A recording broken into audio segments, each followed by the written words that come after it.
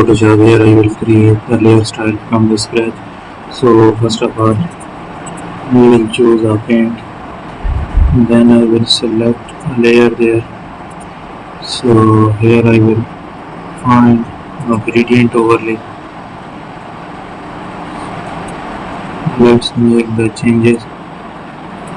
I will make it done. Then make the selection over it. Add a paint on that.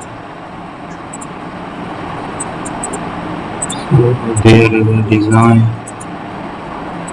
We can use the eraser tool. Also I will remove the selection.